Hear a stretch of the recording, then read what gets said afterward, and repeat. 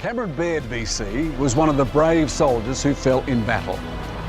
Playing a leadership role during a helicopter assault in Afghanistan in 2013, and with complete disregard for his own safety, Cameron charged and neutralised prepared enemy positions, drawing enemy fire away from his team and from an adjacent team.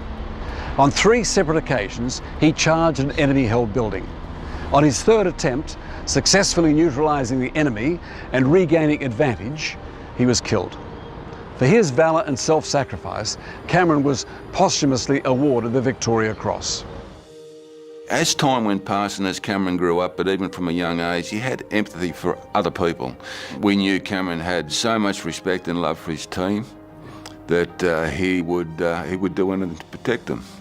He would do things that he would not ask anybody else to do, and as a team commander, he probably had no right to be first off the chopper. He probably had no right to be first through that particular door.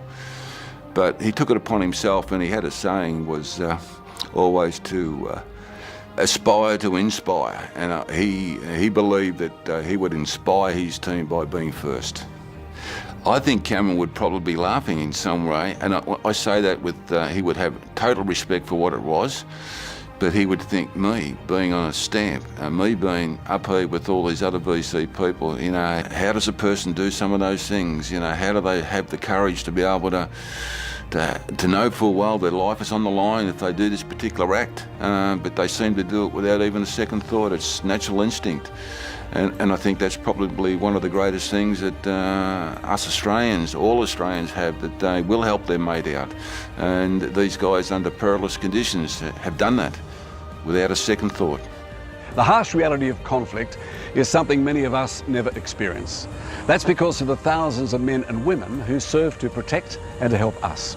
There's no higher price to pay than with your life, and it's our soldiers who face this risk for us. Cameron had 3 options available to him that day. He could have called in an airstrike, but there were too many women and children in the area. He could have chosen to bypass the enemy position, but had he turned his back on enemy who wanted to kill him, they most likely would have. Or the 3rd option was to engage in close combat and neutralise those enemy before moving on to support the casualty. Cam, he would have absolutely known how dire the situation was. We had Cam's team engaged in fierce fighting with a large number of enemy, only metres apart from each other, exchanging machine gun fire and grenades. That team was also running low on ammunition, having been fighting all morning. Further, we had enemy reinforcements coming from the north. Cam intuitively knew that decisive action was required. As the team commander, as a leader on the ground, he would decide to expose himself to that and to deal with that threat before asking his soldiers to do it. He knew exactly what he was doing. I saw Cam charging the door, just charged it, weapon up in his shoulder. I knew Cam was on his own, and I followed up behind Cameron. We made maybe about close to a metre to the doorway, and once more the machine gun started firing at us from all positions, and we were forced to tactically withdraw to cover. At that point, we knew we were in a bit of trouble. We didn't know how many enemy were in that compound. For a second time, bravely, Cam just charged the door again, weapon up, firing into the room. Cam had a stoppage on his M4, and I covered his move back. At this point, being low on ammunition, something drastically had to happen. The 3rd time, he made it across the doorway. And from there, that was our point, that was our foothold into moving into the enemy stronghold. From there, he effectively neutralised one of the enemy within the stronghold, but in doing so, in getting that foothold for us, he gave up his life. We were lucky to have someone like him there to lead that fight, or it could have gone much, much worse. There ended up being 6 enemy fighters inside this small building. And they were all armed to the teeth, AK-47s, PKM machine guns, rocket launchers. That day was one of the most tragic experiences that I've lived through, but equally it was one of the most profound experiences. When Ben was hit, what I observed was a whole bunch of Australians move to the sound of gunfire to help their wounded mate. During that time, Cameron was killed.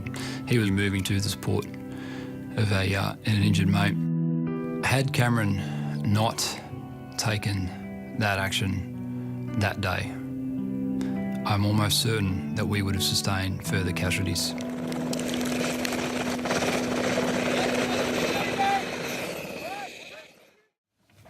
To solemnly inform the House, in the presence of family and our military chiefs, that the 100th Victoria Cross has been awarded to an Australian. We were up training and our sergeant has come in and said, everyone down at the TV now.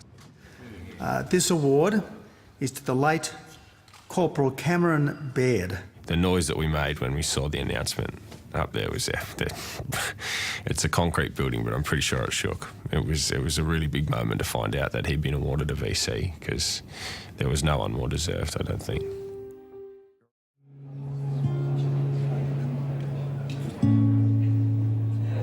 As a family, I think we're doing okay. We're probably in a much better place than what we were a few months ago. We feel for the other families, those other soldiers, and not only the ones who have been killed, but the injured ones. I do wonder, what will happen when all the troops come out? Will it go back to the way it was? Was it all for nothing? I would like to think that it's not all for nothing, because of the 40 that have been killed over there. But he died doing what he loved, and he wouldn't have been happy doing anything else. Life in the regiment without Cameron is different. He has left a void. But frankly, Cameron lives on through each of us. I think he's grown a couple of inches since he died.